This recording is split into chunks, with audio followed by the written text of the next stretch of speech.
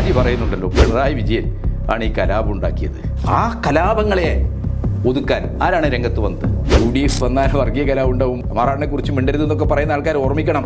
ആ പിണറായിയിലെ പാറപ്പുറം പള്ളി തകർക്കാൻ 300ഓളം വരുന്ന വർഗീയ കലാപകാരികൾ അവിടെ വന്ന കഥ വിധേയത്തിൽ കമ്മീഷന്റെ മുമ്പിൽ വിവരിക്കുന്നത് മൊയ്തു എന്ന് പറയുന്ന ഒരു മുസ്ലിം മതവിശ്വാസിയാണ്. കടുത്ത ഒരു നുണ വിദ്വേഷ പ്രചരണമായി അവതരിപ്പിക്കുകയാണ്. അത് ഏറ്റെടുക്കുകയാണ് ചില മാധ്യമങ്ങൾ. പിന്നെ ഷാജിയുടെ പ്രസംഗം കാർഡുണ്ടാക്കി പ്രചരിപ്പിക്കുകയാണ്. ഇതാ പിണറായി വിജയൻ തലശ്ശേരി കലാപത്തിൻ്റെ ആസൂത്രകനാണ്, തലശ്ശേരി കലാപത്തിൽ പള്ളി പൊളിക്കുന്നതിൽ പിണറായി വിജയൻ്റെ സഹോദരന് പങ്കുണ്ട്, പ്രതിയാണ്, തെളിയിക്കട്ടെ, ഞാൻ വെല്ലുവിളിക്കുന്നു. ഇപ്പോൾ പിണറായി പറയുന്നത് എന്താണ്? വെട്ടേറ്റ് മരിക്കേണ്ടി വന്നാലും ഞങ്ങൾ അങ്ങോട്ട് പോകും. മാധ്യമങ്ങൾക്ക് ക്യാമറയ്ക്ക് മുമ്പിൽ നിന്ന് ഞാൻ വർഗീയതയോടെ ഏറ്റുമുട്ടി മരിക്കൂ എന്ന് പറയുന്ന പരിഹാസ്യതയല്ല പിണറായി വിജയൻ. ഈ KM ഷാജിയെ വെറുതെ വിട്ടാൻ പറ്റില്ല. ഇയാൾ മോഡിയുടെ ഗുജറാത്ത് വംശഹത്യ നടന്ന് ആയിരക്കണക്കിന് മുസ്ലിങ്ങളെ കൂട്ടക്കൊല ചെയ്ത്, സ്ത്രീകളെ ബലാത്സംഗം ചെയ്ത്, ഗർഭപാത്രത്തിൽ കിടക്കുന്ന ഭ്രൂണത്തെപ്പോലും ശൂലത്തിൽ കുത്തിയെടുത്ത് ലോകത്താകെയുള്ള മനുഷ്യ മനസ്സാട്ടിയെ അങ്ങേയറ്റം ഞെട്ടിപ്പിച്ച ആ ഒരു പശ്ചാത്തലത്തിലാണ് മോഡിയെ ന്യായീകരിച്ച് രംഗത്ത് വന്ന വിദ്വാനാണിത്. മിണ്ടിയില്ലല്ലോ. അപ്പം എന്താണത് കാണിക്കുന്നത്?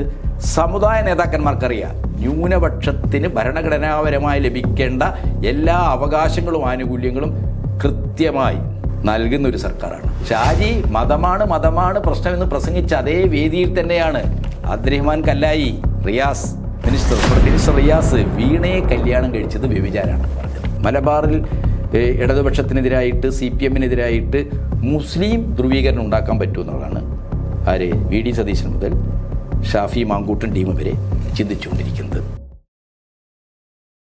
1972 കേരളത്തെ നടക്കിയ തലശ്ശേരി കലാപം ഉണ്ടാകുന്നത്.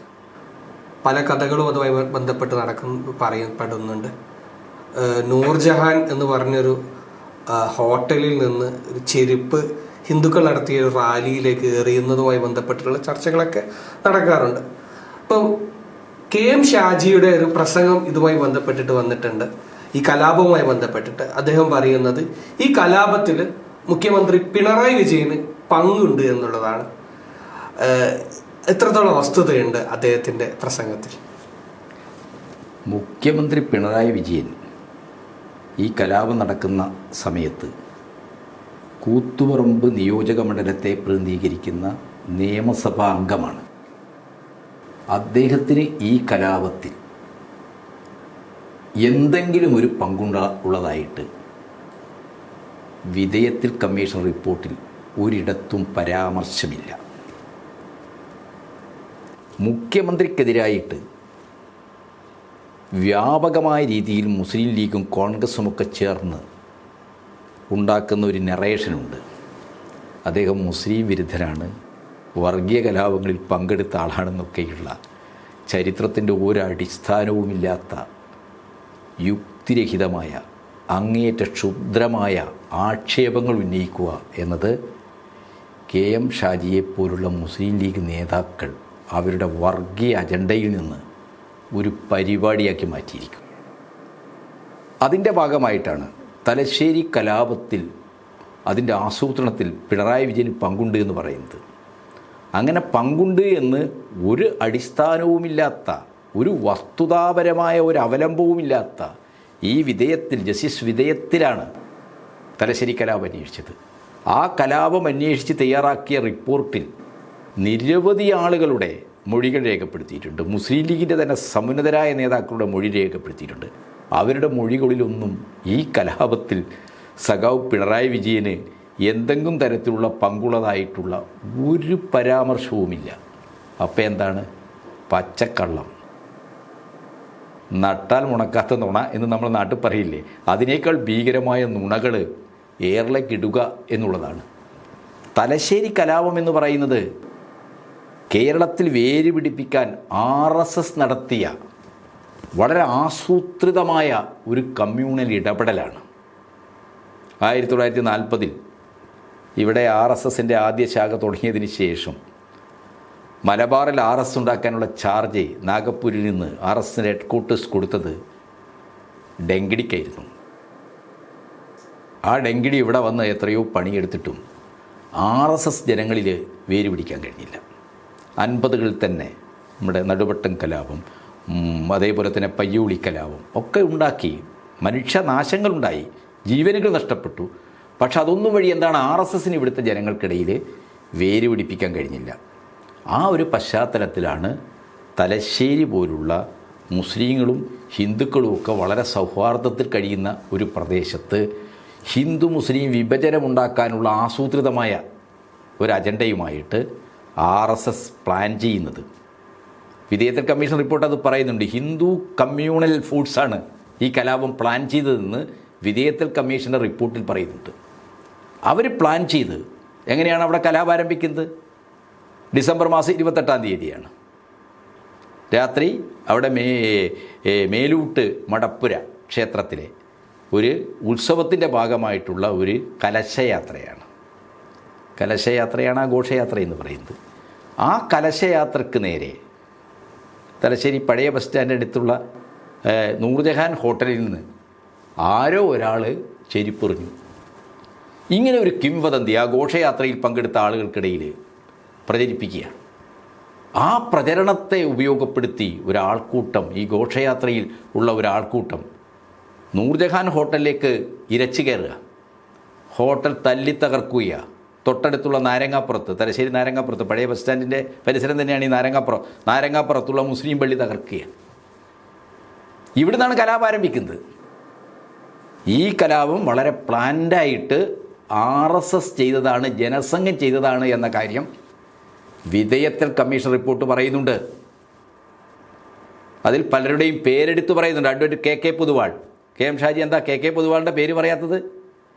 തിരുവങ്ങാട് കേന്ദ്രീകരിച്ച്, അദ്ദേഹത്തിൻ്റെ വീട് കേന്ദ്രീകരിച്ചാണ് RSS നേതാക്കൾ തലശ്ശേരിയിലെ അവരുടെ പ്രവർത്തനങ്ങൾക്കുള്ള വർഗീയമായ ചേരിതിരിവുണ്ടാക്കാനുള്ള ഗൂഢാലോചനാപരമായ നീക്കങ്ങൾ നടത്തിയത് എന്നതുൾപ്പെടെയുള്ള കാര്യങ്ങൾ ഈ റിപ്പോർട്ടിലുണ്ട്. അപ്പോൾ KM ഷാജി ഇപ്പോൾ തലശ്ശേരി കലാപത്തിൻ്റെ മുഖ്യ ഉത്തരവാദിയായ RSSനെ കുറ്റമുക്തമാക്കാനുള്ള വളരെ നീചവും ചരിത്രത്തെ സംബന്ധിച്ചിടത്തോളം അങ്ങേയറ്റം കുറ്റകരവുമായ ഒരു നീക്കമാണ് നടത്തിയിരിക്കുന്നത്. മുസ്ലിം വർഗീയവാദികൾ എല്ലാ കാലത്തും ഈ പണിയെടുത്തിട്ടുണ്ട്. RSS ശത്രുസ്ഥാനത്ത് വരുമ്പോൾ, ഹിന്ദുത്വ വർഗീയത ശത്രുസ്ഥാനത്ത് വരുമ്പോൾ അവർക്ക് ഹിന്ദുത്വത്തേക്കാൾ എതിർപ്പ് ആരോടാണ്? കമ്മ്യൂണിസ്റ്റുകാരോടാണ്. കാരണം ഹിന്ദുക്കളെയും മുസ്ലിങ്ങളെയൊക്കെ ഒരേ പ്ലാറ്റ്ഫോമിലേക്ക്, തൊഴിലാളികളെയും കൃഷിക്കാരുടെയൊക്കെ സംഘടനകളിലേക്ക്, വർഗ്ഗസമരത്തിലേക്ക് കൊണ്ടുവരുന്നത് ആരാണ്? ഇവിടെ കമ്മ്യൂണിസ്റ്റുകാരാണ്. അപ്പോൾ കമ്മ്യൂണിസ്റ്റുകാരെ ഇല്ലാതാക്കിയാലേ RSSനെ പോലെ തന്നെ ഇവിടുത്തെ മുസ്ലിം വർഗീയവാദികൾക്കും അവരുടെ വർഗീയ അജണ്ട മുന്നോട്ട് കൊണ്ടുപോകാൻ പറ്റൂ. ആ ലക്ഷ്യത്തോടു കൂടി എന്താണ് എല്ലായ്പ്പോഴും കമ്മ്യൂണിസ്റ്റുകാരെ, ഒരു ഭാഗത്ത് RSSകാരെന്ത് പറയും? ഇവർ മുസ്ലിം താല്പര്യങ്ങൾ മാത്രം സംരക്ഷിക്കുന്ന ആൾക്കാരാണ്, ഇവർ എന്താണ് സുഡാപ്പികളാണ്. കമ്മ്യൂണിസ്റ്റുകാരെന്ന് പറഞ്ഞാൽ, CPMകാരെന്ന് പറഞ്ഞാൽ സുഡാപ്പികളാണ്. ഇതിൻ്റെ മറുപറാണ് KM ഷാജിയെ പോലുള്ള ആളുകൾ കളിക്കുന്നത്. ഇവർ ഹിന്ദുത്വവാദികളാണ്. അപ്പോൾ അതെവിടെ എത്തിയിപ്പോൾ?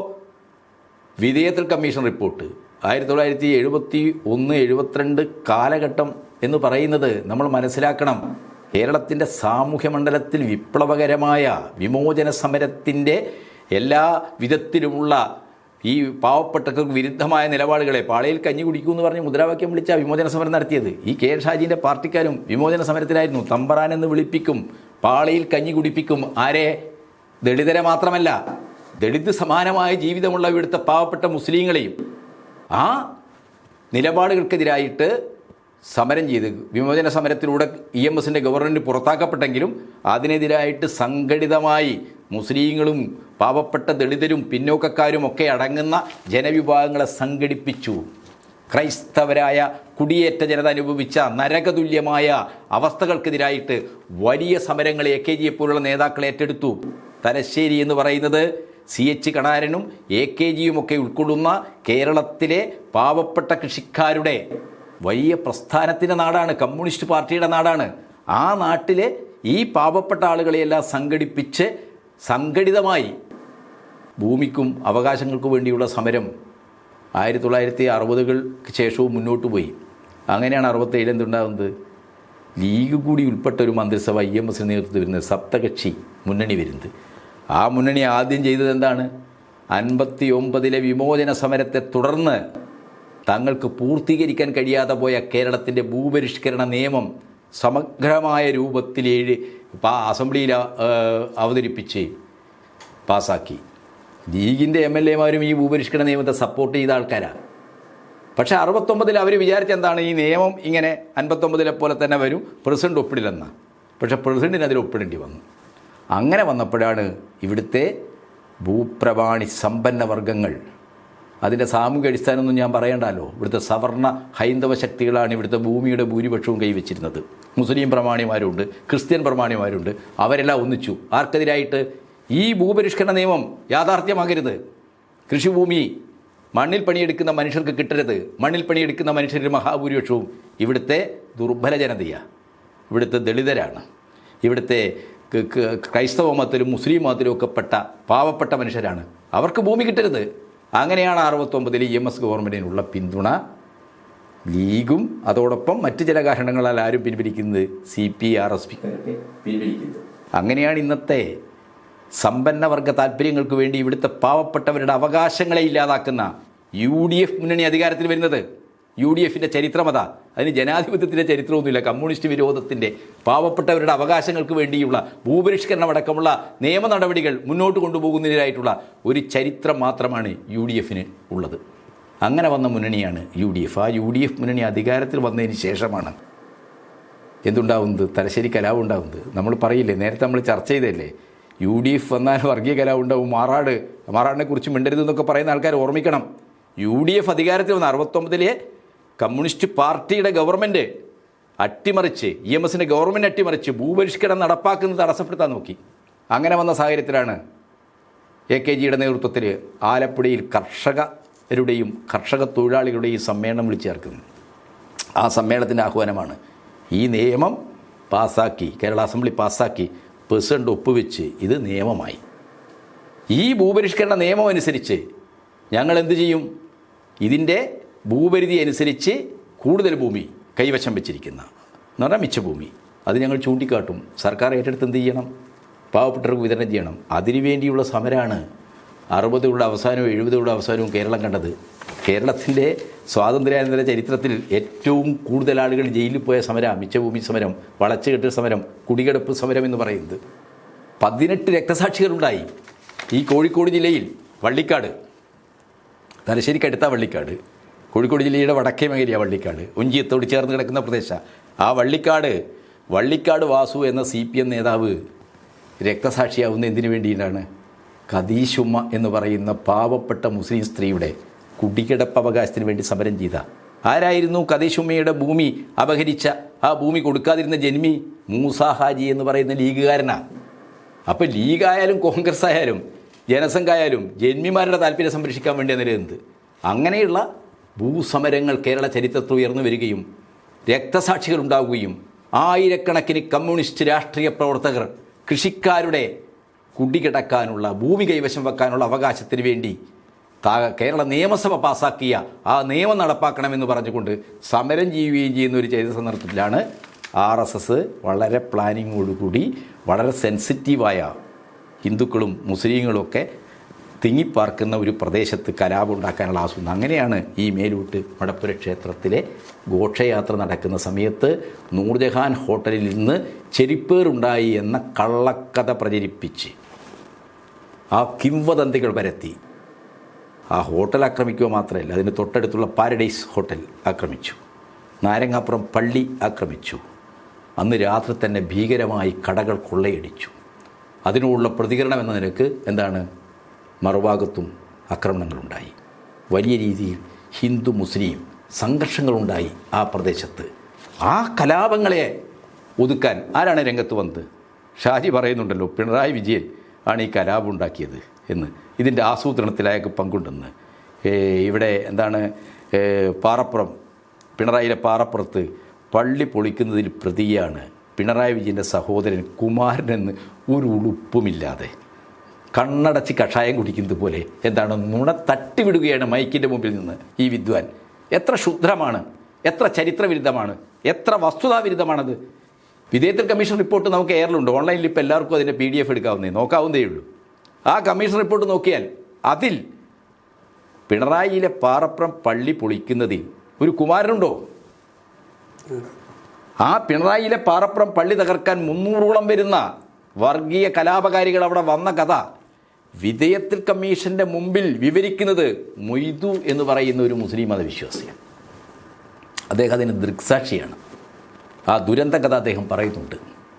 അത് RSSൻ്റെ ജനസംഘത്തിൻ്റെ നേതാക്കൾക്ക്, അവിടുത്തെ പ്രവർത്തകർക്കൊപ്പം പ്രാദേശികമായ ചില ആളുകൾ വർഗീയമായ ചേരിതിലുണ്ടാക്കി ചേർന്നിട്ടുണ്ടാവും. അവരാണ് പള്ളി പൊളിച്ചത്. അതിൽ പിണറായി വിജയൻ്റെ പേരോ പിണറായി വിജയൻ്റെ സഹോദരൻ്റെ പേരോ ഈ അദ്ദേഹത്തിൻ്റെ സ്റ്റേറ്റ്മെൻറ്റിൽ നമുക്ക് കാണാൻ കഴിയില്ല. അപ്പോൾ നമ്മുടെ മുമ്പിലുള്ളൊരു രേഖയാണ് വിധേയത്തിൽ കമ്മീഷൻ റിപ്പോർട്ട്. കേരള നിയമസഭ ചർച്ച ചെയ്തിട്ടുള്ള ഒന്നാണ് വിധേയത്തിൽ കമ്മീഷൻ റിപ്പോർട്ട്. നിയമസഭയിലൊന്നും അന്നിങ്ങനെ ആരും ഉന്നയിച്ചിട്ടില്ലല്ലോ പിണറായി വിജയൻ്റെ പങ്കിനെക്കുറിച്ച്. പിണറായി വിജയൻ്റെ സഹോദരന് പള്ളി പൊളിക്കാൻ പങ്കുണ്ടെന്ന് ആരും പറഞ്ഞു. ലീഗിൻ്റെ ആൾക്കാരും ഉണ്ടായിരുന്നല്ലോ. അപ്പോൾ ഇപ്പം എന്താണ് ഈ 1972, 71, 72 എന്നൊക്കെ പറഞ്ഞാൽ ദശകങ്ങൾ പിറകിലാണ്. അപ്പോൾ ഇന്നത്തെ തലമുറ അതൊന്നും അറിയില്ല. ഈ സാമൂഹ്യ മാധ്യമങ്ങളിൽ അപ്പം കിട്ടുന്ന റീൽസ് നോക്കിയിട്ട് നിലപാട് സ്വീകരിക്കുന്ന ആളുകളുടെ മുമ്പിലേക്ക് എന്താണ് കടുത്ത ഒരു നുണ വിദ്വേഷ പ്രചരണമായി അവതരിപ്പിക്കുകയാണ്. അത് ഏറ്റെടുക്കുകയാണ് ചില മാധ്യമങ്ങൾ. എന്നിട്ട് ഷാജിയുടെ പ്രസംഗം കാർഡുണ്ടാക്കി പ്രചരിപ്പിക്കുകയാണ്. ഇതാ പിണറായി വിജയൻ തലശ്ശേരി കലാപത്തിൻ്റെ ആസൂത്രകനാണ്, തലശ്ശേരി കലാപത്തിൽ പള്ളി പൊളിക്കുന്നതിൽ പിണറായി വിജയൻ്റെ സഹോദരന് പങ്കുണ്ട്, പ്രതിയാണ്, തെളിയിക്കട്ടെ. ഞാൻ വെല്ലുവിളിക്കുന്നു, ഈ റിപ്പോർട്ട് വെച്ച് ലീഗിൻ്റെ ഏത് നേതാക്കളും, സാദിഖ് അലി ശിഹാബ് തങ്ങൾ സന്നദ്ധമാണെങ്കിൽ അദ്ദേഹത്തിൻ്റെ മുന്നിൽ ഈ റിപ്പോർട്ടായിട്ട് പോകാൻ ഞങ്ങൾ തയ്യാറാണ്. ഞങ്ങൾ വിളിക്കുന്നിടത്ത് അദ്ദേഹം വരണ്ട, അദ്ദേഹം വിളിക്കുന്നിടത്ത് ഞങ്ങൾ പോകാം. ഷാജി തയ്യാറാണെങ്കിൽ കോഴിക്കോട് പ്രസ് ക്ലബ്ബിലോ എവിടെ വെച്ച് നമുക്ക് സംസാരിക്കാമല്ലോ. ഈ റിപ്പോർട്ട് വെച്ചിട്ട് ഇതിൽ പിണറായി വിജയൻ തലശ്ശേരി കലാപത്തിൻ്റെ ആസൂത്രകനാണെന്ന് വിധേയത്തിൽ എവിടെയെങ്കിലും എഴുതി വെച്ചതായിട്ടുണ്ടെങ്കിൽ നമുക്കത് സംസാരിക്കാമല്ലോ. അപ്പോൾ ഇല്ലാത്തൊരു കാര്യം, വസ്തുതകളുമായിട്ട് ചരിത്രമായിട്ടൊരു ബന്ധവുമില്ലാത്ത കാര്യം, വിധേയത്തിൽ കമ്മീഷൻ എഴുതിയ റിപ്പോർട്ടിൽ ഒരിടത്ത് സൂചിപ്പിക്കാത്തൊരു കാര്യം ഒരു പച്ച നുണ തട്ടിവിടുകയാണ്. എന്തിനു വേണ്ടി? ഇടതുപക്ഷത്തിന്, ഇവിടുത്തെ കമ്മ്യൂണിസ്റ്റ് പ്രസ്ഥാനത്തിന്, കേരളത്തിലെ മുഖ്യമന്ത്രിക്കെതിരായിട്ട് ന്യൂനപക്ഷ വിഭാഗങ്ങൾക്കിടയിൽ ക്ഷുദ്രവികാരം ഉണ്ടാക്കാൻ ഇയാൾ കലാപുണ്ടാക്കിയ ആളാണ്. ഇയാൾ പള്ളി വിളിക്കാൻ പോയ എന്താ വസ്തുത? ഈ കലാപം 28-ാം തീയതിയാണ് ഉണ്ടായത്. ഈ കമ്മീഷൻ റിപ്പോർട്ടിൽ 14 പള്ളികൾ പൊളിച്ചതിൽ ഇടതുപക്ഷ പ്രവർത്തകരുണ്ട് എന്നുള്ള ആരോപണവും UDF പറയുന്നുണ്ട്. അതിലെന്തെങ്കിലും വസ്തുതയുണ്ട്? ഒരു വസ്തുതയില്ല. ഈ റിപ്പോർട്ട് ഇപ്പോൾ ഉണ്ടല്ലോ, ഇതാ എൻ്റെ ഫോണിൽ PDF ഉണ്ട്. അതിൻ്റെ നമുക്കിതിപ്പോൾ ആർക്കും പരിശോധിക്കാവുന്ന കാര്യമല്ലേ. ഇടതുപക്ഷം എന്നുള്ളൊരു പ്രയോഗം അന്ന് ആ വ്യവഹാരത്തിൽ അങ്ങനെ ഇല്ല, ആളുകൾ അങ്ങനെ പറയാറില്ല. എവിടെയെങ്കിലും CPM പ്രവർത്തകർ കമ്മ്യൂണിസ്റ്റുകാരുണ്ട് എന്ന് ഈ റിപ്പോർട്ട് പറഞ്ഞതായിട്ട് എടുത്തു കാണിക്കട്ടെ. ഏത് കമ്മ്യൂണിസ്റ്റുകാരാണുള്ളത്? ഈ റിപ്പോർട്ടിൽ ആകെ പറയുന്നത്, ഇതിൻ്റെ 117-ാം പേജ് നോക്കിയാൽ എന്താണ്, ഈ വർഗീയമായ ഈ കലാപത്തിൻ്റെ ഈ ഡിസ്റ്റർബൻസിൻ്റെ 1-ാം ഫേസ് അത് പ്രീ പ്ലാൻഡ് ആണ്. അതിൽ ഹിന്ദു കമ്മ്യൂണിസ്റ്റുകളാണ് എന്ന് പറഞ്ഞാൽ ജനസംഘക്കാരാണ്, RSകാരാണ്. 2-ാം ഫേസിൽ എന്താണ്, അതിനോടുള്ള പ്രതികരണം എന്ന നിലക്ക് മുസ്ലിം വിഭാഗങ്ങൾ ഇറങ്ങിയിട്ടുണ്ട്. 3-ാം ഘട്ടമാകുമ്പോഴേക്ക് എന്താണ്, ഈ കലാപത്തിൽ എല്ലാ പാർട്ടികളിലും പെട്ട ഹിന്ദുക്കളും മുസ്ലിങ്ങളും പക്ഷം പിടിച്ചിട്ടുണ്ട്. ഭാഗികമായത് അവിടെ സംഭവിച്ചിട്ടുണ്ട്. അതൊക്കെ വർഗീയ കലാപത്തിൻ്റെ ഒരു അനന്ത കലാപം ഉണ്ടാക്കുന്നതിന് അതിനാണ്. ആ പ്രദേശത്തെ വളരെ സെക്കുലറായി വളരെ മൈത്രിയോടുകൂടി ജീവിച്ചു പോകുന്ന ആളുകളെ എന്താക്കുക, ധ്രുവീകരിക്കുക. ആ രീതിയിൽ മതപരമായ സാമുദായികമായ കൺസൾട്ടേഷൻ ഉണ്ടാക്കാൻ ആ പ്രവണത അവിടെ ഉണ്ടായിട്ടുണ്ട്. അല്ലാതെ ഈ റിപ്പോർട്ടിൽ എവിടെയും ഒരു പാർട്ടിയുടെയും പേരെടുത്ത് പറഞ്ഞിട്ടില്ല. പറഞ്ഞിട്ടുള്ളത് RSS ജനസംഘമാണ്, മുസ്ലിം ലീഗാണ്. അതിനപ്പുറത്ത് ആരെയും പേര് പറഞ്ഞിട്ടില്ല. അപ്പോൾ ഷാജി പച്ചക്കള്ളം പറയുകയാണ്, ഒരു അടിസ്ഥാനവുമില്ലാത്ത നുണ പറയുകയാണ്. ഈ നുണ വളരെ പ്ലാൻഡായിട്ട് എന്താണ്, എങ്ങനെയാണോ തലശ്ശേരിയിൽ RSS വളരെ പ്ലാൻഡായിട്ട് വർഗീയ കലാപം നടത്തിയത്, അതേപോലെ തന്നെ വളരെ പ്ലാൻഡായിട്ട് 1971-ലെ ദശകങ്ങൾക്ക് മുമ്പുള്ള ഒരു സംഭവത്തെ ഇന്ന് എടുത്തെന്താണ്, അത് എന്താണ്, ആ കലാപത്തെ പ്രതിരോധിച്ച ആളുകൾക്കെതിരായിട്ട് ഉപയോഗിക്കാമോ എന്നാണ് ലീഗ് നോക്കുന്നത്. ഈ വർഗീയ ബുദ്ധിയെ, ഈ കുടിലതയെ കേരള സമൂഹം ഒന്നിച്ച് എതിർക്കണം. സഖാവ് പിണറായി വിജയൻ എന്ന MLA ആണ്, കൂത്തുപറമ്പ് MLA ആണ്. അദ്ദേഹം ഈ കലാപം ഉണ്ടായതിൻ്റെ പിറ്റേന്ന് ആണ് അദ്ദേഹം എന്ത് ചെയ്യുന്നത്, തലശ്ശേരിയിൽ ചേനാട് പ്രദേശത്ത് പാർട്ടിക്ക് സ്വാധീനമുള്ള ഓഫീസിലെത്തുന്നത്. അപ്പോൾ അദ്ദേഹം പറയുന്നത് കലാബാധിത പ്രദേശങ്ങളിലേക്ക് പോകണം. അദ്ദേഹവും പാർട്ടി നേതാക്കളും അവിടുത്തെ സഹാക്കളും. അപ്പോൾ സഹാക്കൾ അദ്ദേഹത്തോട് പറയുന്നത് അങ്ങോട്ട് പോകാൻ പറ്റില്ല, ചേരി തിരിഞ്ഞിരിക്കുകയാണ്, വലിയ പ്രശ്നമാണ്, സംഘർഷാത്മകമാണ് കാര്യങ്ങൾ. അപ്പോൾ പിണറായി പറയുന്നത് എന്താണ്, വെട്ടേറ്റ് മരിക്കേണ്ടി വന്നാലും ഞങ്ങൾ അങ്ങോട്ട് പോകും. മാധ്യമങ്ങൾക്ക് ക്യാമറയ്ക്ക് മുമ്പിൽ നിന്ന് ഞാൻ വർഗീയതയോടെ ഏറ്റുമുട്ടി മരിക്കുമെന്ന് പറയുന്ന പരിഹാസ്യതയല്ല പിണറായി വിജയൻ. മനുഷ്യർ വർഗീയമായി ചെയ്തിരിഞ്ഞ് പരസ്പരം കൊലക്കത്തിയുമായി നടക്കുന്ന ഒരു കലാപബാധിത പ്രദേശത്തിലേക്ക് ജീവൻ പോകേണ്ടി വന്നാലും അങ്ങോട്ട് പോകും. ഈ ധ്രുവീകരണം, ഈ കലാപാന്തരീക്ഷം അവസാനിപ്പിക്കണം. അവിടെ നിന്നാണ് അദ്ദേഹം കാറിൽ കൊടിയൊക്കെ കെട്ടി, അദ്ദേഹം MLA ആണല്ലോ, MLAയുടെ ഒരു പ്രിസ്റ്റേജ് അയാൾക്കുണ്ടല്ലോ, അപ്പോൾ ആ പ്രദേശത്തേക്ക് പോകുന്നത് ആളുകളെ സമാധാനം. ഈ കാര്യം വിധേയത്തിൽ കമ്മീഷൻ ജസ്റ്റിസ് വിധേയത്തിൽ ആ റിപ്പോർട്ടിൽ എടുത്തു പറഞ്ഞിട്ടുണ്ട്. ആ റിപ്പോർട്ടിൽ കലാപത്തെ ശാന്തമാക്കാൻ വേണ്ടി രംഗത്തിറങ്ങിയ ഏക പാർട്ടി കോൺഗ്രസ് ഇറങ്ങിയിട്ടില്ല, CPI ഇറങ്ങിയിട്ടില്ല, മുസ്ലിം ലീഗ് ഇറങ്ങിയിട്ടില്ല, ഒരു പാർട്ടിയും ഇറങ്ങിയിട്ടില്ല. ഇറങ്ങിയത് CPM മാത്രമാണെന്ന് ആ റിപ്പോർട്ട് ചൂണ്ടിക്കാണിക്കുന്നുണ്ട്. റിപ്പോർട്ട് വെച്ച് നമുക്ക് പരിശോധിക്കാമല്ലോ. ഇതിപ്പോൾ നമ്മുടെ മുമ്പിലുള്ളൊരു സാധനമാണല്ലോ റിപ്പോർട്ട് എന്ന് പറയുന്നത്. അപ്പോൾ ആ റിപ്പോർട്ടിനെ വളരെ വസ്തുതാപരമായ കാര്യങ്ങളുള്ളപ്പോൾ ഇങ്ങനെ നുണ പറഞ്ഞ് ഒരു പുകമറ സൃഷ്ടിച്ച് പിണറായി വിജയനെ തലശ്ശേരി കലാപത്തിൻ്റെ ആസൂത്രകനും CPMനെ ഒരു വർഗീയ പാർട്ടിയാക്കി മാറ്റാൻ ലീഗും കോൺഗ്രസും നടത്തുന്ന ശ്രമം അത് അത്യന്തം അപകടകരമാണ്. അതിന് കേരളീയ സമൂഹത്തോട് അവർ ഉത്തരം പറയണം. അങ്ങനെ ഉത്തരം പറയാൻ അവർക്ക് ബാധ്യതയുണ്ട്. എന്ത് നുണയും പറഞ്ഞ് രക്ഷപ്പെട്ടു പോകാൻ കഴിയില്ല. ഈ കലാപവുമായി ബന്ധപ്പെട്ട് നമ്മളെപ്പോഴും കേൾക്കാറുള്ള ഒരു പേരാണ് സഖാവ് കുഞ്ഞിരാമന്റെ പേര്. അതെ, അദ്ദേഹം പള്ളിക്ക് കാവൽ നിന്ന കഥകളൊക്കെ നമ്മൾ കേൾക്കാറുണ്ട്. എന്നാൽ അങ്ങനെ ഒരാൾ ഇല്ല എന്നാണ് UDF കുറച്ച് കാലങ്ങളായിട്ട് പറയുന്നത്. അദ്ദേഹത്തെ പറ്റി ഒന്ന് പറഞ്ഞ നന്നായിരുന്നു. UKG കുഞ്ഞിരാമൻ CPMന്റെ ലോക്കൽ കമ്മിറ്റി അംഗമായിരുന്നു അവിടുത്തെ. അദ്ദേഹം അവിടെ പള്ളിക്ക് നേരെ പള്ളികൾ തകർക്കുന്നൊരു ഇത് വന്നപ്പോഴാണ് പള്ളി സംരക്ഷിക്കാൻ വേണ്ടി പാർട്ടി തീരുമാനിക്കുന്നത്. വളണ്ടിയർമാർ AKG ഒക്കെ അവിടെ വന്നിട്ട് അതാണ് ചെയ്യുന്നത്, വളണ്ടിയർമാരെ വിന്യസിച്ചു. അങ്ങനെ അദ്ദേഹം പള്ളിക്ക് അവിടെ കാവൽ നിന്നു. അപ്പോൾ പള്ളിക്ക് കാവൽ നിന്ന അത് തകർക്കാൻ വന്ന ആളുകളെ ഭീഷണിപ്പെടുത്തി തിരിച്ചയച്ച UK വളരെ ധീരനായ സഖാവായിരുന്നു. അവിടുത്തെ RSSകാർക്ക് വലിയ ദേഷ്യമുണ്ടായിരുന്നു. അവർ പ്ലാൻ ചെയ്ത് അദ്ദേഹം വീട്ടിലേക്ക് പോകുന്ന വഴിക്കാണ് തല്ലിക്കൊന്നത്. ഈ PT തോമസിനെ പോലുള്ള ആളുകൾ, അദ്ദേഹം മരിച്ചുപോയും. എൻ്റെ വളരെ അടുത്ത സുഹൃത്താണ് PT തോമസ്. പക്ഷേ അദ്ദേഹം പോലും അസംബ്ലിയിൽ എന്താണ് പറഞ്ഞത്? അതാണ് പ്രശ്നം. ഇത്രയും ക്ഷുദ്രമായ കമ്മ്യൂണിസ്റ്റ് വിരോധം സൂക്ഷിക്കുന്ന കോൺഗ്രസിൻ്റെ നേതാക്കൾ കമ്മ്യൂണിസ്റ്റുകാരെ അവമതിപ്പുണ്ടാക്കാൻ എന്ത് നുണയും പറയുന്നുള്ള എൻ്റെ ഉദാഹരണമാണ് അത്. അദ്ദേഹം കള്ള് ഷാപ്പിൽ അടിയുണ്ടായിട്ട് മരിച്ചുപോയ ആളാണെന്നാണ് പറഞ്ഞത്. ഇതൊക്കെ എന്തിനാണ്? ഷാജി ആയാലും ഈ കോൺഗ്രസിൻ്റെ ഈ തലശ്ശേരി കലാവുമായി ബന്ധപ്പെട്ട് CPMനെ ആക്ഷേപിക്കുന്ന എല്ലാ നേതാക്കളും യഥാർത്ഥത്തിൽ ചെയ്തുകൊണ്ടിരിക്കുന്നത്, ഞാൻ നേരത്തെ പറഞ്ഞില്ലേ, ജനസംഘത്തെ RSSനെ ഈ മഹാപാതകം തലശ്ശേരിയിലെ ജനതയോട് ചെയ്ത ഹിന്ദുത്വ ശക്തികളെ കുറ്റമുക്തരാക്കുകയാണ്, വെളുപ്പിക്കുകയാണ്. ഇവർ ഈ നടത്തുന്ന പ്രചരണതാണ് CPM ആണ്, RSS അല്ല എന്ന് പറഞ്ഞാൽ, ജനസംഖ്യയല്ല CPM ആണ് എന്ന് പറഞ്ഞാൽ അതിൻ്റെ അർത്ഥം എന്താണ്? അതിൻ്റെ അർത്ഥം തലശ്ശേരി കലാപത്തിൻ്റെ ഉത്തരവാദിത്തത്തിൽ നിന്ന്, ചരിത്രം മാപ്പ് കൊടുക്കാത്ത ഉത്തരവാദിത്തത്തിൽ നിന്ന് RSSകാരെ വെളുപ്പിക്കുക. അതങ്ങനെ വെളുപ്പിക്കണം. അവർക്ക് എന്താ കാര്യം എന്നറിയോ? ഇന്ത്യയിലെ 100 കണക്കിന് വർഗീയ കലാപങ്ങളുടെ ചരിത്രം എടുത്ത് നോക്കിയാൽ നമ്മൾ കാണുന്നൊരു കാര്യമുണ്ട് ഫഹീമേ. അതിനെല്ലാം എന്താണ് പ്രാദേശികമായ RSS നേതാക്കന്മാരാണ് നേതൃത്വം കൊടുത്തത്. പക്ഷേ ആ വർഗീയമായ ചേരിതിരിവുണ്ടാകുമ്പോൾ ആ കലാപത്തിന് നേതൃത്വം കൊടുത്ത RSSകാരോടൊപ്പം നിന്ന ചരിത്രം കോൺഗ്രസിനുണ്ട്. കോൺഗ്രസ് ഭരിക്കുന്ന എല്ലാ സംസ്ഥാനങ്ങളിലും അതുണ്ടായിട്ടുണ്ട്. 1961 ജബൽപൂർ കലാപം ഉണ്ടാകുന്നത്. ആ കലാപം അന്വേഷിച്ച കമ്മീഷൻ്റെ പേര് ജസ്റ്റിസ് ശിവദയാൽ ശ്രീവാസ്തവ എന്നാണ്. ജസ്റ്റിസ് ശിവദയാൽ ശ്രീവാസ്തവ കമ്മീഷൻ റിപ്പോർട്ട് നമ്മുടെ മുമ്പിലുണ്ട്. ആ റിപ്പോർട്ടിനെ കേന്ദ്രീകരിച്ച് നിരവധി പഠനങ്ങൾ നടന്നിട്ടുണ്ട്. എന്താണ് അവിടെ നടന്നത്? ഒരു മുസ്ലിം ചെറുപ്പക്കാരൻ ചെറിയൊരു ബിസിനസ്സൊക്കെ നടത്തുന്ന കുടുംബത്തിലങ്ങാണ്. അയാളൊരു ഹിന്ദു പെൺകുട്ടിയെ പ്രണയിക്കുന്നു, വിവാഹം നടക്കുന്നു, ഒരു പ്രണയിച്ച് വിവാഹം നടക്കുന്നു.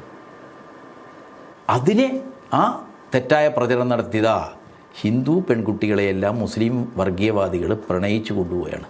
അതുകൊണ്ട് മുസ്ലിങ്ങളെ എന്താണ് ഈ ലൊക്കേഷനിൽ താമസിപ്പിക്കാൻ പാടില്ല. ഈ ക്യാമ്പയിനോടൊപ്പം നിന്നവരാണ് ജബൽപൂരിലെ കോൺഗ്രസ് നേതാക്കൾ. റൂർക്കലയിലും കൽക്കത്തയിലും ജാംഷഡ്പൂരിലൊക്കെ 1964 വർഗീയ കലാപത്തെ സംബന്ധിച്ച ജുഡീഷ്യൽ അന്വേഷണ കമ്മീഷൻ റിപ്പോർട്ടുകളുണ്ട്. ആ റിപ്പോർട്ടുകളിൽ ആ കലാപങ്ങൾക്ക് പിറകിലുള്ള വ്യാപാര താല്പര്യങ്ങളൊക്കെ പറയുന്ന കൂട്ടത്തിൽ എന്താണ് ഈ കലാപകാരികളെ പ്രതിരോധിക്കുന്നതിൽ ഈ പ്രദേശത്തെ ഒരൊറ്റ സെക്കുലർ പാർട്ടികളും രംഗത്ത് വരുന്നില്ല എന്നുണ്ട്. ഈ ഇവിടങ്ങളിലൊക്കെ തന്നെ കോൺഗ്രസ് നേതൃത്വത്തിൻ്റെയും കൂടി എന്തുണ്ട് പങ്കല്ല, അവരുടെ ഒരു മൗനസമ്മതം ഈ കലാപകാരികൾക്കുണ്ട്.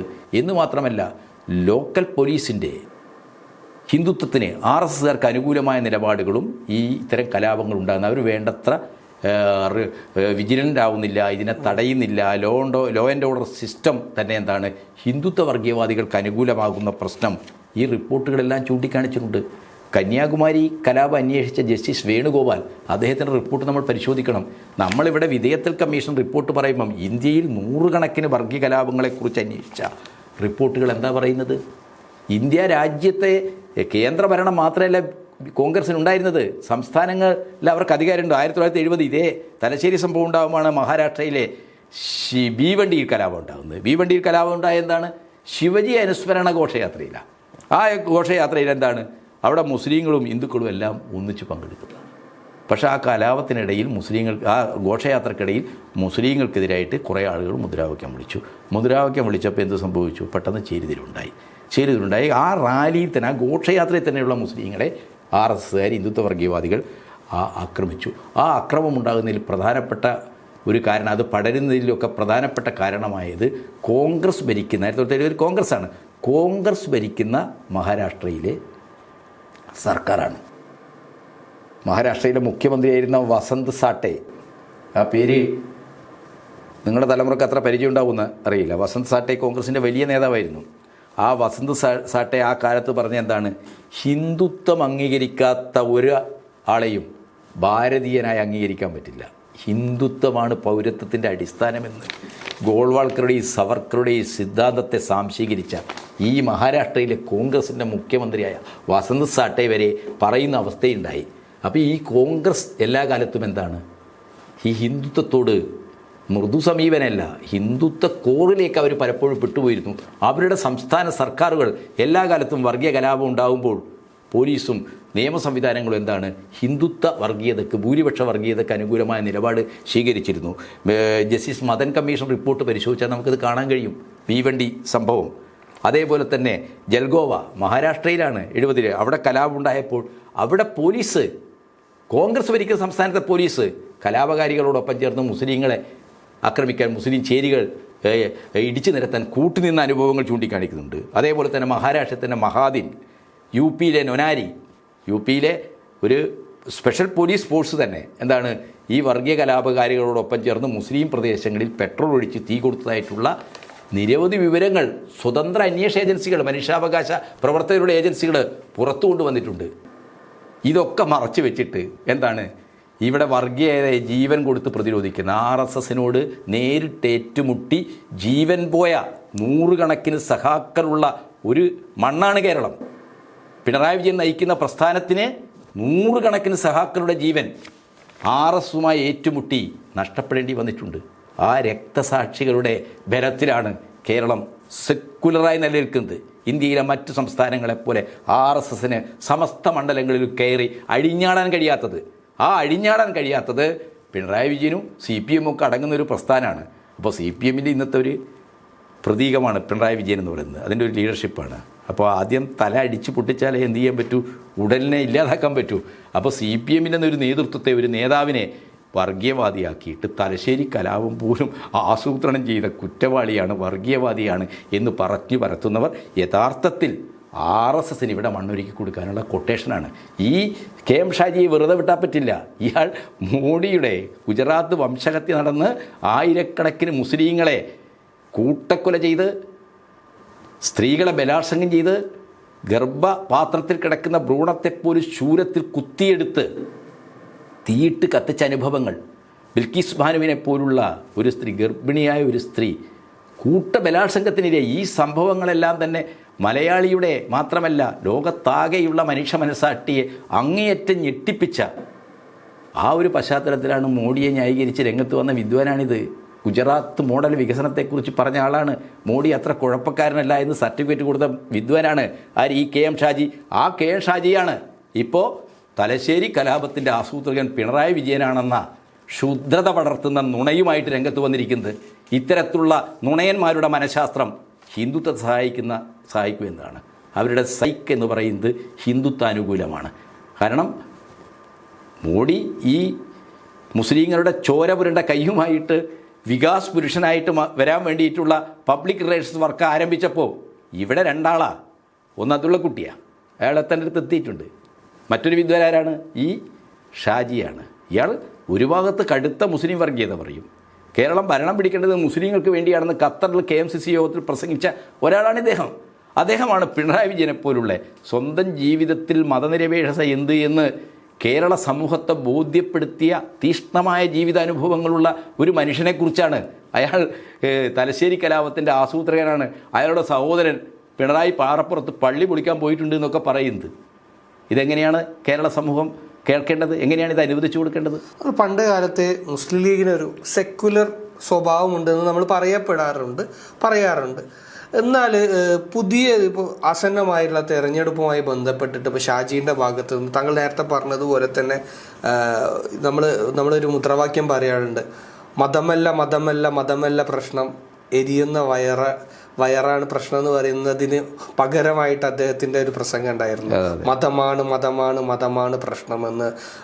അതിന് അദ്ദേഹം പറയുന്നൊരു കാര്യം എന്താണെന്ന് വെച്ച് കഴിഞ്ഞാൽ, ഇന്ത്യയിൽ മുസ്ലിങ്ങൾ ഒരുപാട് പ്രശ്നങ്ങൾ അല്ലെങ്കിൽ മുസ്ലിങ്ങൾ അറ്റാക്ക് നേരിടുന്ന സമയത്ത് നമ്മൾ മതം പറഞ്ഞിട്ട് വേണം രാഷ്ട്രീയം പറയാൻ, അല്ലെങ്കിൽ മതം മറച്ചു വെച്ചിട്ടല്ല രാഷ്ട്രീയം പറയേണ്ടത്.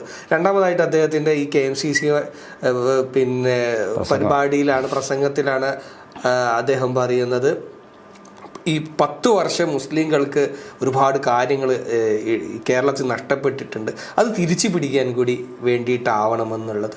ഇത്തരത്തിലുള്ളൊരു പ്രസംഗങ്ങൾ ലീഗിൻ്റെ ഭാഗത്തുനിന്ന് ഉണ്ടാകുമ്പോൾ നമുക്ക് ഭയങ്കര നിരാശ വരുന്നില്ല?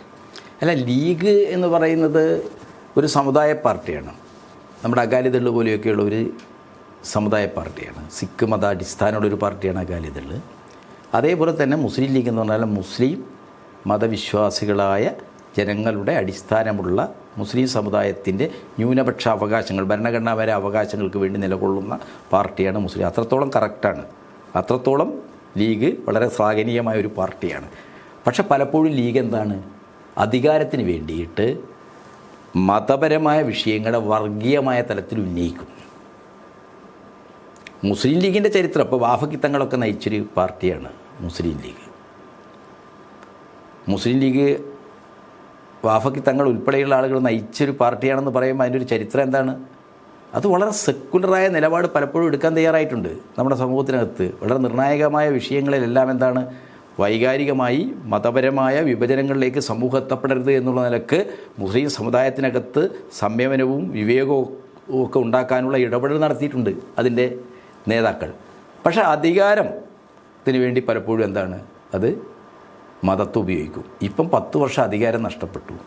അപ്പോൾ മുസ്ലിം സമുദായത്തിൻ്റെ പ്രശ്നമല്ല, മുസ്ലിം സമുദായത്തിലെ സമ്പന്നരായ ആളുകളുടെ പ്രശ്നമാണ്. ഇന്ത്യയിലെ എല്ലാ വർഗീയ കലാപങ്ങളെയും വർഗീയ പ്രസ്ഥാനങ്ങളെയും സംബന്ധിച്ച നിരീക്ഷണങ്ങളും പഠനങ്ങളും ചൂണ്ടിക്കാണിക്കുന്നൊരു കാര്യമുണ്ട്.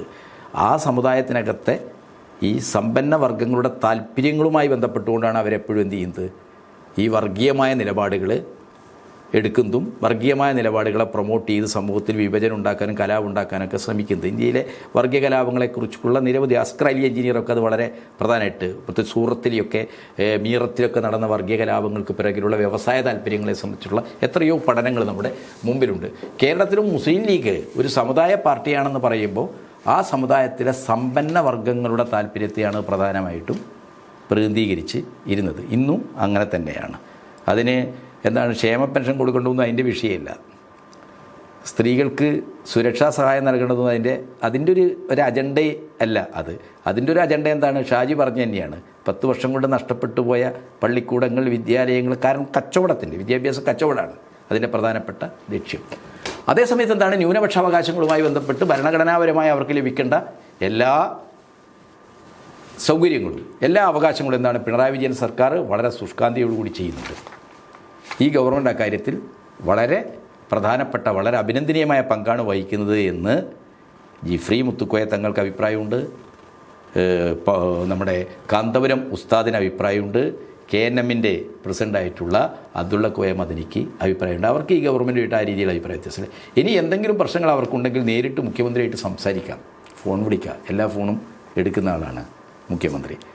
അവരോട് വളരെ നല്ല രീതിയിൽ പെരുമാറുന്ന, അവരുടെ എല്ലാ ആവശ്യങ്ങളും പരിഗണിക്കുന്ന, കാരണം അത് എന്താണ്, ഭരണഘടനാപരമായ ഉത്തരവാദിത്തമാണ്. കേരളത്തിൻ്റെ ഒരു മുഖ്യമന്ത്രി കേരളത്തിലെ ന്യൂനപക്ഷ വിഭാഗങ്ങൾക്ക് ഭരണഘടന നൽകുന്ന എല്ലാ ആവശ്യങ്ങളും അവകാശങ്ങളും എത്തിച്ചു കൊടുക്കുക എന്നുള്ളത് അയാളുടെ ഉത്തരവാദിത്തമാണ്. ആ ഉത്തരവാദിത്തം ഏറ്റവും നന്നായി കൈകാര്യം ചെയ്യുന്ന ആളാണ് കേരളത്തിൻ്റെ മുഖ്യമന്ത്രി പിണറായി വിജയൻ.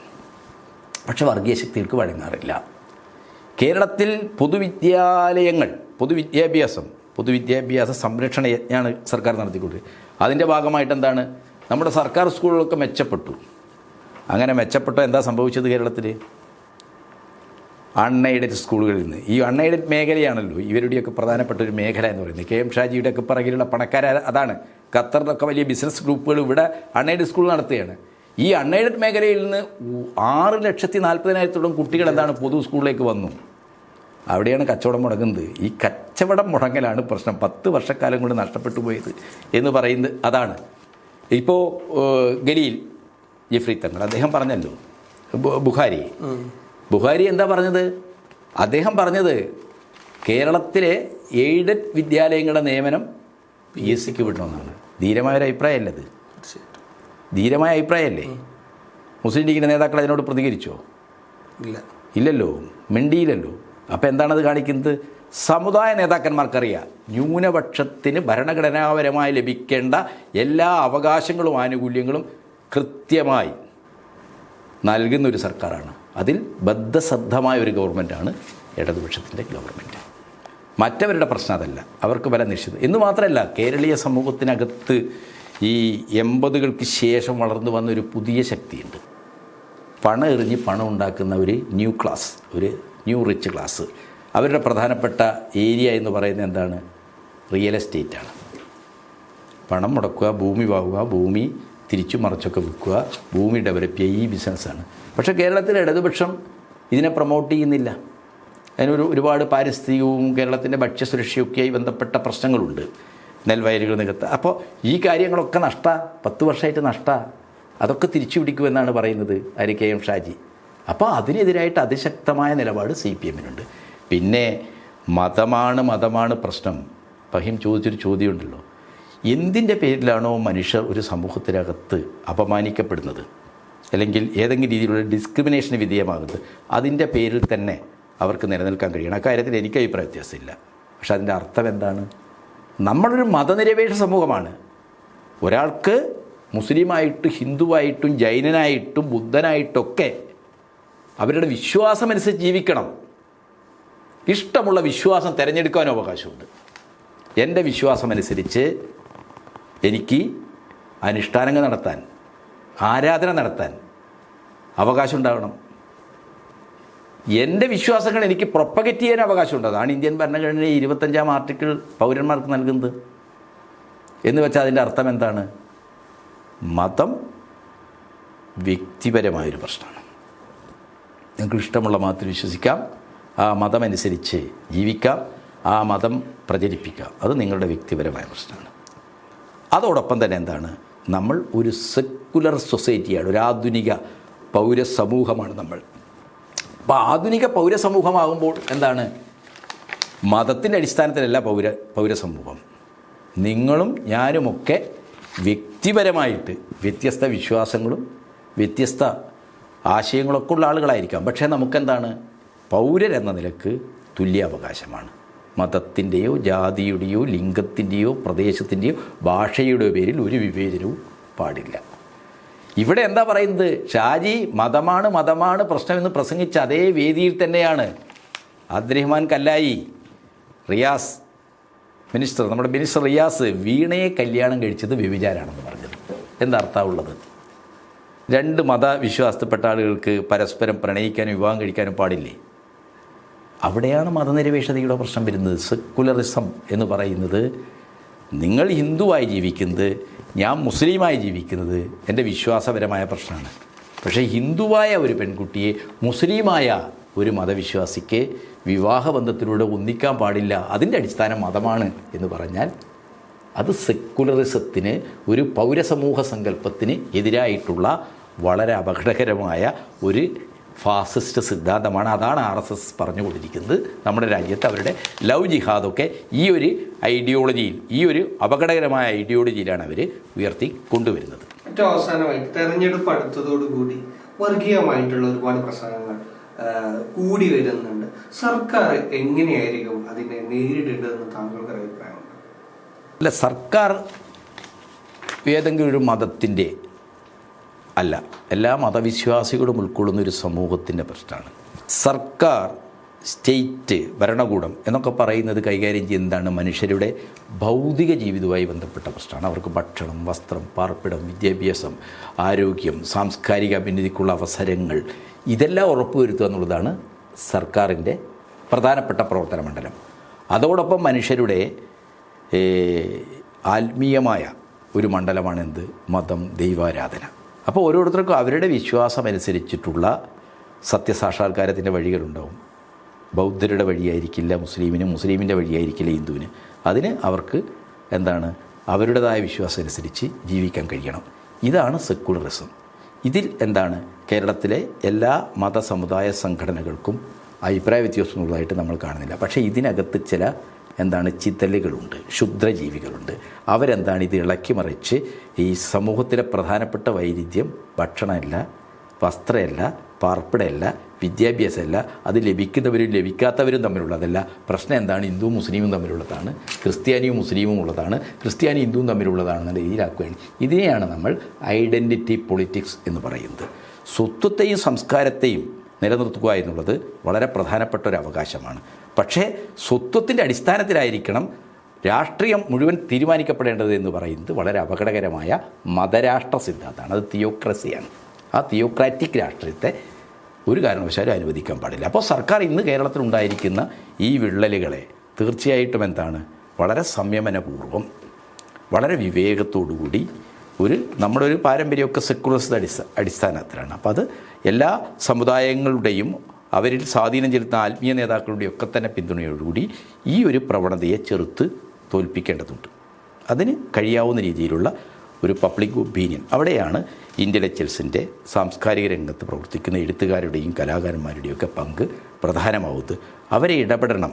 ഇപ്പോൾ കേരളത്തിൽ സംഭവിച്ചുകൊണ്ടിരിക്കുന്ന ഒരു കാര്യം എന്താണ്? ഈ 10 കൊല്ലം UDFന് ഭരണമില്ല. അവർ വളരെയേറെ പരിഭ്രാന്തിയിലാണ്. കാരണം ഭരണമില്ലാതെ അവർ പ്രതിനിധീകരിക്കുന്ന വർഗ്ഗങ്ങളുടെയും വിഭാഗങ്ങളുടെയും ഒന്നും താല്പര്യങ്ങൾ സംരക്ഷിക്കാൻ പറ്റില്ല. ഇപ്പോൾ 62 ലക്ഷം ആളുകൾക്ക് പെൻഷൻ കൊടുക്കുന്നു. ആ ഭരണമല്ലേ വേണ്ടത് എന്ന് ഇവിടെ വിദ്യാഭ്യാസ കച്ചവടവും ആരോഗ്യ കച്ചവടവും നടത്തുന്ന ആളുകൾക്ക് ചിന്തിക്കാൻ പറ്റില്ല. അവരുടെ പ്രശ്നം എന്താണ്? ബിസിനസ്സാണ്. മറ്റേതെന്താണ്? പുകമറ മാത്രമാണ്. അതൊക്കെ ചെയ്യണം, ക്ഷേമപ്രവർത്തനം വേണം, വികസനം വേണം എന്നുള്ളത്. അപ്പോൾ ഇവിടുത്തെ സമ്പന്ന വർഗ്ഗങ്ങളുടെ നിക്ഷിപ്ത താല്പര്യങ്ങളാണ് സമൂഹത്തിൽ വർഗീയമായ ധ്രുവീകരണം ഉണ്ടാക്കുന്നത്. മലബാറിൽ ഇടതുപക്ഷത്തിനെതിരായിട്ട്, CPMനെതിരായിട്ട് മുസ്ലിം ധ്രുവീകരണം ഉണ്ടാക്കാൻ പറ്റുമെന്നുള്ളതാണ് VD സതീശൻ മുതൽ ഷാഫി മാങ്കൂട്ടൻ ടീം വരെ ചിന്തിച്ചുകൊണ്ടിരിക്കുന്നത്. മറുഭാഗത്ത് എന്താണ്? ഒരു സമുദായ ധ്രുവീകരണം തങ്ങൾക്ക് അനുകൂലമാക്കി മാറ്റണം. അതുകൊണ്ട് എന്താണ്? ഇവിടെ വെള്ളാപ്പള്ളി കാറ് കയറുന്നതൊക്കെ വലിയ പ്രശ്നമാണ്. അവിടെ രമേശ് ചെന്നിത്തലയോട് താങ്കളുടെ കാറ് കയറ്റുമെന്ന് ചോദിച്ചാൽ ഞാൻ എല്ലാവരെയും കയറ്റുന്ന ആളല്ലേ എന്ന് പറയും. ഈ സ്ട്രാറ്റജി മനസ്സിലാക്കണം. UDFൻ്റെ ഈ ഇരട്ടത്താപ്പ് മനസ്സിലാക്കണം.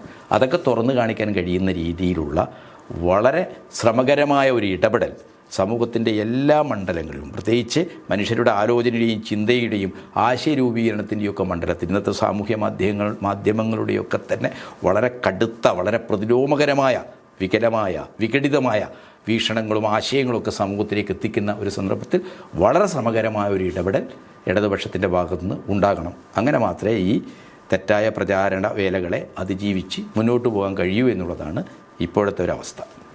താങ്കൾ ഞങ്ങൾക്ക് നൽകിയ സമയത്തിന് നന്ദി. യെസ്.